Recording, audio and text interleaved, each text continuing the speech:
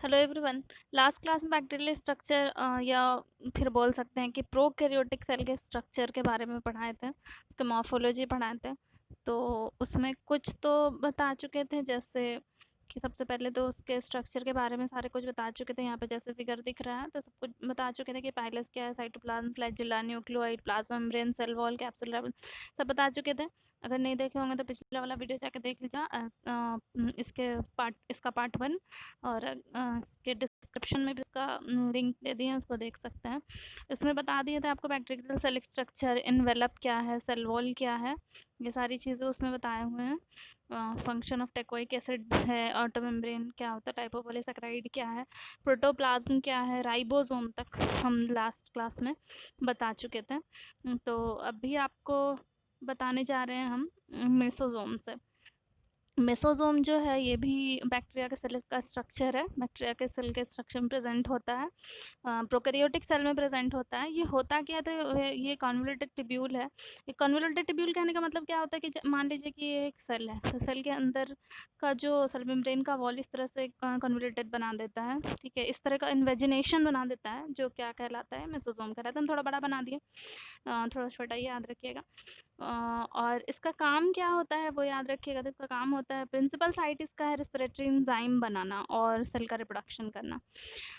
उसके बाद आ जाते हैं कि साइटोप्लाज्मिक इंक्लूजन क्या है। तो साइटोप्लाज्मिक इंक्लूजन यहाँ पे देख रहे हैं कि एक्सेस न्यूट्रिएंट अगर सेल के अंदर है, इन्वायरमेंट से जो भी एक्सेस न्यूट्रिएंट्स मिल जाता है बैक्टीरिया के सेल को, तो उसको स्टोर कहाँ पे करता है, तो साइटोप्लाज्मिक इंक्लूजन में इसको स्टोर करके रखता है। इसके अलावा जैसे ग्रैन्यूल्स के फॉर्म में स्टोर करके रखता है। इसके अलावा फॉस्फेट्स है और भी बहुत सारा सब्सटेंस जो उसको स्टोर करके रखता है सेल साइटोप्लाज्मिक इंक्लूजन में।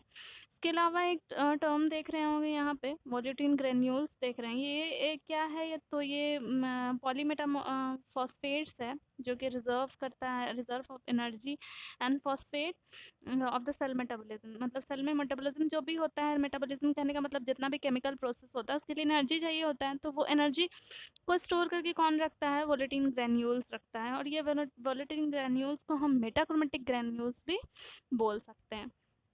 इसके बाद आ जाते हैं तो न्यूक्लियस की बात करते हैं। तो न्यूक्लियस के बारे में जैसे मालूम है कि डिस्टिंक्ट न्यूक्लियस मतलब एक डेवलप्ड न्यूक्लियस जो है वो प्रोकैरियोटिक सेल या फिर बैक्टीरियल सेल में नहीं होता है, क्योंकि न्यूक्लियर मेम्ब्रेन एक्चुअली में वहाँ पर डेवलप नहीं होता है। और इसके अलावा न्यूक्लियोलस भी प्रोकैरियोटिक सेल या फिर बोलेंगे बैक्टीरियल सेल में नहीं होता है। इसमें क्या होता है कि सेल मेम्ब्रेन है, साइटोप्लाज्म है, इसके अलावा जितना भी पढ़े हैं जैसे कि फ्लैजिला हो गया, राइबोसोम हो गया, इंक्लूजन बॉडीज हो गया, सब रहता है, लेकिन न्यूक्लियस नहीं होता है। न्यूक्लियस के अंदर एक्चुअली में क्या प्रेजेंट होता है, न्यूक्लियस के अंदर डीएनए प्रेजेंट होता है। तो इसका डीएनए होता है यहाँ पे, ठीक है, डीएनए प्रेजेंट होता है।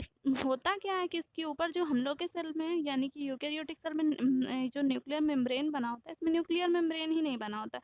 तो जब न्यूक्लियर मेम्ब्रेन नहीं है तो न्यूक्लियस कहाँ से होगा, न्यूक्लियस भी इसमें एब्सेंट ही बोलेंगे। न्यूक्लियर मेम्ब्रेन एब्सेंट होता है, न्यूक्लियस एब्सेंट होता है, लेकिन डीएनए मॉलिक्यूल, डीएनए का जो मॉलिक्यूल है, डीएनए प्रेजेंट होता है, ठीक है। तो जिस जगह पे डीएनए प्रेजेंट होता है, मेम्ब्रेन तो है नहीं, तो न्यूक्लियस तो बोलेंगे कि नहीं है, लेकिन जिस जगह पे भी डीएनए प्रेजेंट होता है, मतलब न्यूक्लियस नहीं है लेकिन न्यूक्लियस का सब्सटेंस तो प्रेजेंट है, तो जिस जगह पे न्यूक्लियस का सब्सटेंस प्रेजेंट होता है उस जगह को न्यूक्लियोइड कहा जाता है, ठीक है। न्यूक्लियोइड सुने होंगे टर्म, तो यही होता है। इसके बाद आ जाते हैं कैप्सूल के बारे में, ठीक है। कैप्सूल क्या होता है, तो हाँ एक बात और न्यूक्लियस के बारे में याद रखिएगा, मेनली न्यूक्लियस का काम जो है वो डीएनए कंटेन करने का होता है, ये भी याद रख सकते हैं। इसके बाद आ जाते हैं कैप्सूल पे, ठीक है। तो कैप्सूल क्या होता है, तो आउटर मोस्ट लेयर है, ठीक है, बैक्टीरिया का एक्स्ट्रा सेलुलर लेयर है। मतलब इससे पहले पढ़े हैं ना कि सेल वॉल होता है, आउटर मेम्ब्रेन होता है, सेल मेम्ब्रेन प्रेजेंट होता है, प्लाज्मा मेम्ब्रेन, ये सारा कुछ होता है। इसके अलावा एक कैप्सूल भी है, बस ये सबसे आउटर मोस्ट लेयर है, एक्स्ट्रा सेलुलर स्ट्रक्चर है एक्चुअली। और ये सारे बैक्टीरियल सेल या सारे प्रोकैरियोटिक सेल में नहीं होता है, किसी किसी सेल में प्रेजेंट होता है। ये defined layer closely surround the cell, पूरे सेल को ये सराउंड किए हुआ रहता है। और दे आर यूजुअली पॉलीसेकेराइड बना किस चीज़ का रहता है, तो पॉलीसेकेराइड का बना होता है, इसलिए इसको पॉलीसेकेराइड इनवेलप भी बोल सकते हैं, ठीक है। जो होल बैक्टीरियल कैप्सूल होता है, मतलब पूरे बैक्टीरिया को कवर करके रखता है।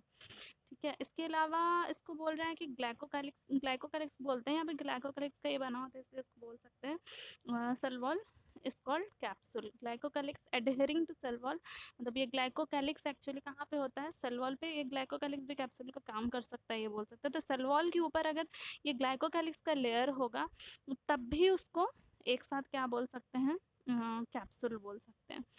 All bacteria secrete some sort of glycocalyx, सारा बैक्टीरिया अपने सेल से क्या सिक्रीट करता है, ग्लाइकोकैलिक्स सिक्रीट करता है, जो कि एक आउटर विस्कस कवरिंग होता है, फाइबर एक्सटेंडिंग होता है, मतलब फाइबर के फॉर्म में चारों तरफ जो है अपने सेल के बाहर ये सिक्रीट करके एक आउटर कवरिंग बना देता है, और यही क्या कहलाता है, कैप्सूल कहलाता है।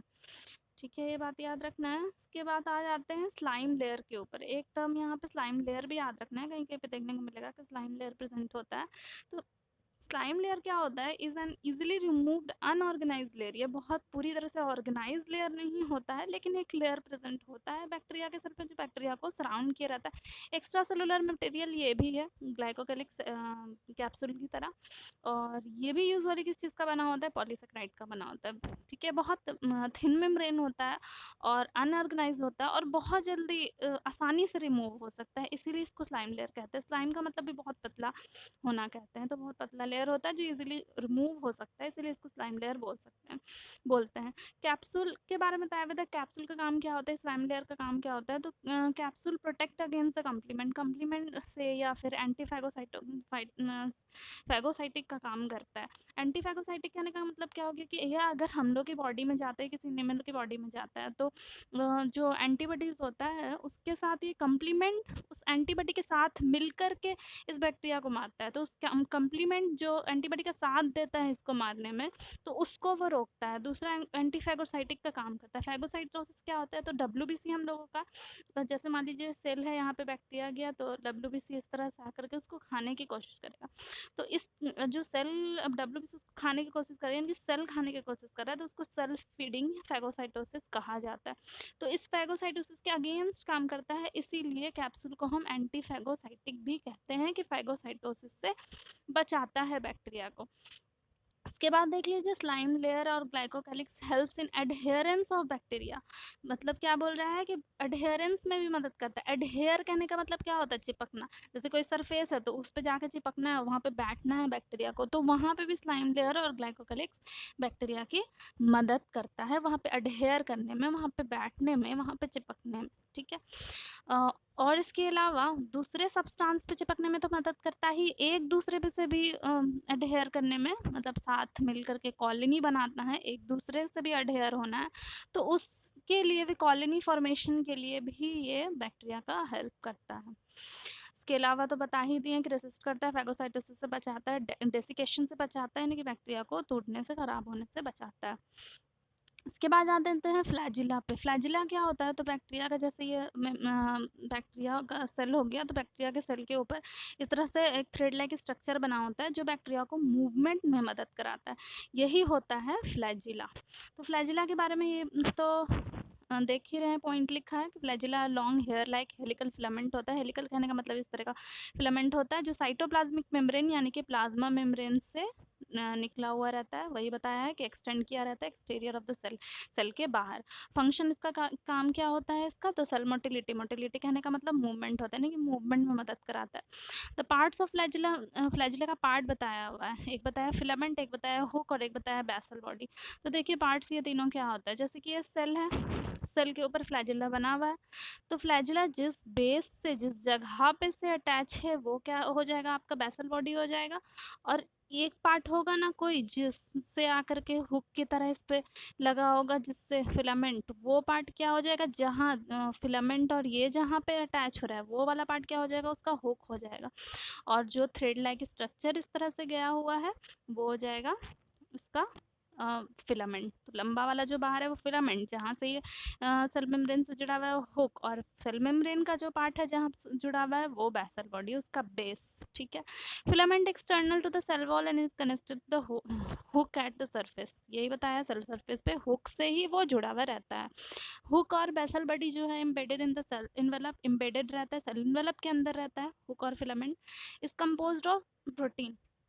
हुक और फिलामेंट जो है एक प्रोटीन से बना होता है, जिस प्रोटीन को क्या कहते हैं, फ्लैजिलीन कहते हैं। फ्लैजिलीन एक एंटीजेनिक भी होता है, ठीक है। फ्लैजिलीन एंटीजन का भी काम करता है, मतलब कि ये भी टॉक्सिन रिलीज करता है, ये भी बॉडी में जाएगा, तो इसके अगेंस्ट में भी हम लोग का एंटीबॉडी काम करेगा, इसलिए इसको बोल रहे हैं कि फ्लैजिलीन भी क्या होता है, एंटीजेनिक होता है। इसके बाद आ जाते हैं फ्लैजिला का अरेंजमेंट बताया हुआ है कि किस किस तरह से फ्लैजिला अरेंज होता है। जैसा कि देख रहे हैं यहाँ पे नाम लिखा हुआ है मोनोट्राइकस, तो single flagella on one side, ये वाला फिगर देख रहे हैं, ये बैक्टीरिया का सेल हो गया, उस एक फ्लैजिला सिर्फ है, चाहे इस तरफ हो चाहे उस तरफ हो, तो वो मोनोट्राइकस कहलाता है। और ये किस बैक्टीरिया में रहता है, तो विब्रियो कॉलरा में रहता है। दूसरा देख रहे हैं लोफोट्राइकस है, लोफोट्राइकस में क्या लिखा हुआ है, टफ्ट ऑफ फ्लैजिला, यानी एक जगह पे से गुच्छा की तरह जो निकला रहता है वो टफ्ट हो गया। यहाँ पे देख रहे हैं फिगर बना हुआ है लोफोट्राइकस, ये होता किस में है, तो बर्टोनेला बैक्टीरिया में होता है, पिलीफॉर्मिस में। ये फिगर देख रहे हैं, किसी भी एक तरफ इस तरह गुच्छा की तरह फ्लैजिला निकला हुआ होगा। उसके बाद तीसरा देख रहे हैं एम्फीट्राइकस, एम्फीट्राइकस का मतलब होता है कि दोनों साइड पे, जैसे कि देख रहे हैं एम्फीट्राइकस, ये दोनों साइड पे, बैक्टीरिया के दोनों साइड पे ही टफ्ट ऑफ फ्लैजिला निकला हुआ है, तो इस तरह को कहेंगे एम्फीट्राइकस। और ये किस में होता है, तो स्पेरिलम सर्पेंस में, बैक्टीरिया में पाया जाता है। उसके बाद देख रहे हैं, हाँ यहाँ पेट्रीटाइकस दिया हुआ है। पेट्रीटाइकस कहने का मतलब क्या हो गया कि चारों तरफ से बैक्टीरिया के ऊपर जब फ्लैजिला होगा, ये वाला डायग्राम देखते हैं, तो उसको कहेंगे पेट्रीटाइकस। ये कैसा, किस बैक्टीरिया में पाया जाता है, तो एस्क्रेशिया कोलाई में ऐसा पाया जाता है। इतना बात समझ में आ गया होगा, फ्लैजिला का अरेंजमेंट, किस तरह से फ्लैजिला अरेंज होता है। अब एक टर्म दिया हुआ है इसमें पिली, या पिली को ही फिम्बरी भी कहते हैं, या फिर इसी को पाइलस भी सुनिएगा, ठीक है। तो पाइलस और पिली दोनों एक ही है, बस सिंगुलर और प्लुरल को कहते हैं, पाइलस है तो सिंगुलर है, पिली है तो उसका प्लुरल हो गया, ठीक है। ये कैसा रहता है, तो ये हेयर लाइक स्ट्रक्चर रहता है, जैसे फ्लैजिला का देखें कि एक थ्रेड लाइक स्ट्रक्चर है, तो ये थ्रेड लाइक स्ट्रक्चर नहीं रखता है, बल्कि बैक्टीरिया के सेल के ऊपर इस तरह से बहुत सारा रहेगा ना, छोटा छोटा छोटा छोटा हेयर लाइक स्ट्रक्चर, तो इसको क्या बोला जाता है, पिली बोला जाता है, या फिर फिम्बरी बोला जाता है, या फिर इसी का सिंगुलर फॉर्म क्या हो जाता है, पाइलस हो जाता है। तो ये हेयर लाइक प्रोटेनियस स्ट्रक्चर है, मतलब प्रोटीन का बना होता है, ये भी सेल मेम्ब्रेन के ऊपर रहता है, एक्सटर्नल साइड, बाहर के साइड में, और इसी को फिम्बरी भी कहा जाता है। ये बहुत थिन होता है, शॉर्टर होता है, और बहुत सारा होता है फ्लैजिला के ऊपर, और ये मोटिलिटी का काम नहीं करता है, जैसे फ्लैजिला मूवमेंट में मदद कर रहा था ना, ये मूवमेंट में मदद नहीं करता है, ठीक है। ये किस क्या काम करता है, ये अभी बताते हैं। तो और ये भी एक प्रोटीन से बना होता है, जैसे फ्लैजिला फ्लैजिलीन से बना होता है, उसी तरह से पिली भी एक टाइप के प्रोटीन से बना होता है, जिसको क्या कहा जाता है, पिलीन कहा जाता है, यहाँ लिखा है, ठीक है। अब इसके काम पे आ जाते हैं कि इसका काम क्या होता है, अगर मूवमेंट नहीं करता है तो किस काम में मदद करता है।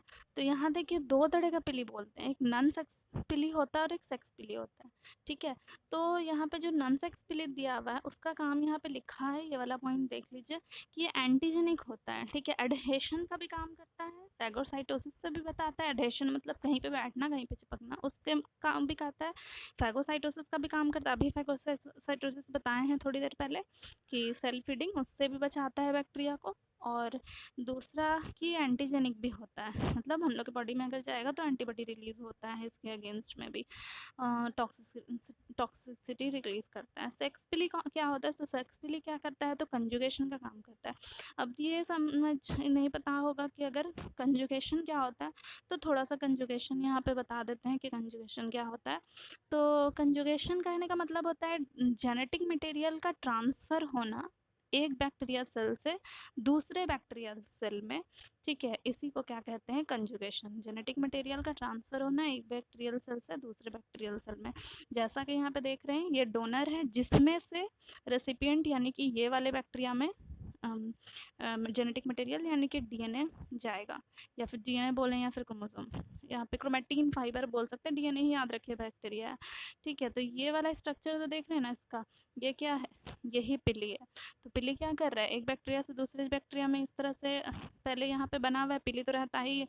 अब ये क्या हुआ, दूसरे बैक्टीरिया से जाकर के जुड़ गया, जुड़ करके इस तरह से दोनों बैक्टीरिया को इस तरह से अटैच करा दिया।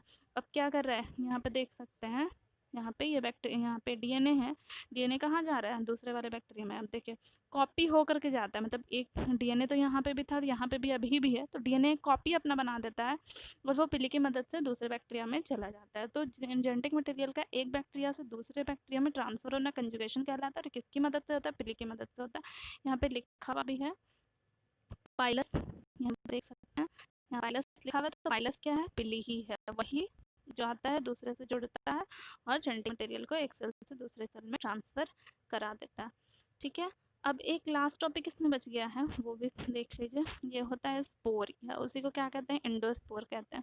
एंडोस्पोर या स्पोर क्या होता है, तो बैक्टीरिया कभी कभी बैक्टीरिया को ऐसा इन्वायरमेंट मिलता है जिसको वो रेसिस्ट नहीं कर पाता है, मतलब वहाँ पे नहीं रह पाएगा। जैसे बहुत ज़्यादा टेम्परेचर मिल रहा है, सलाइन कंडीशन है, कोई भी ऐसा कंडीशन है जैसा adverse condition, adverse environmental condition मिलेगा, अनफेवरेबल कंडीशन में मिलेगा बैक्टीरिया को, तो वो नहीं वहाँ पे सर्वाइव कर पाता है। तो वो बैक्टीरिया उस वक्त क्या करता है, स्पोर बना देता है अपना।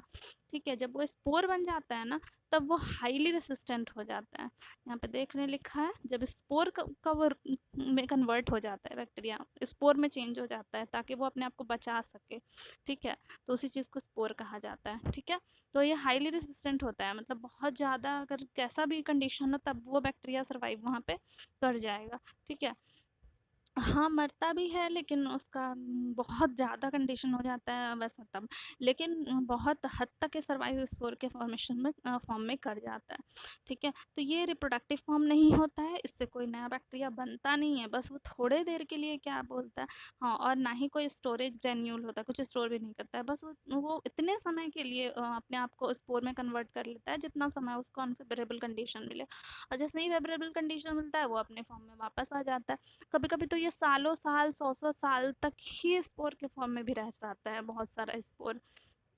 ठीक है, तो ये बहुत रेसिस्टेंट होता है, bacterial agent, adverse physical condition, जैसा भी रहेगा कंडीशन वो सर्वाइव कर जाएगा। ठीक है, इसमें इसके बारे में जैसे एग्जाम्पल दे सकते हैं, जैसे सीड वगैरह कैसे होता है चना वगैरह का, तो जब तक उसको पानी नहीं मिलता है वैसे ही रखते हैं तो कैसे वो नहीं ग्रो करता है, कुछ नहीं होता है उसमें, वैसे ही वो सर्वाइव करता है। लेकिन जैसे ही पानी देंगे तो वो फिर वापस से वो पेड़ बना देता है, तो इसी तरह वो डॉर्मेंट कंडीशन में चला जाता है, मतलब डेथ कंडीशन में, कि उस कंडीशन में रहेगा और सर्वाइव भी कर जाएगा, और जैसे ही फेवरेबल कंडीशन मिलेगा वापस वो अपने फॉर्म में आ जाता है। ठीक है, तो यही होता है स्पोर।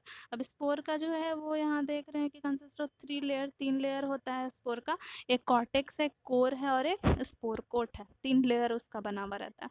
मेनली जो बैक्टीरिया होता है वो कोर वाले पार्ट में ही होता है, ऊपर से उसका बस वो क्या होता है, कोटिंग रहता है, आउटर मेम्ब्रेन हो गया, इंडर मेम्ब्रेन हो गया, कॉर्टेक्स हो गया, एक लेयर ऊपर से कोट रहता है। ठीक है, जो सब उसको प्रोटेक्शन प्रोवाइड करता है। Main germ wall, cell wall ही होता है इसी के अंदर, जो कोर वाले पार्ट में बैक्टीरिया मेनली होता है, जो बाद में जब उसको फेवरेबल कंडीशन मिलेगा तो अपने पुराने वाले फॉर्म में आ जाएगा।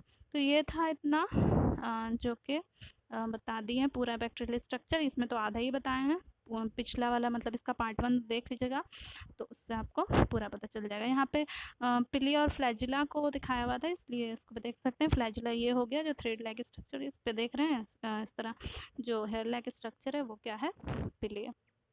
तो यहाँ तक समझ में आ गया होगा, कोई प्रॉब्लम होगा तो कमेंट करके पूछ सकते हैं।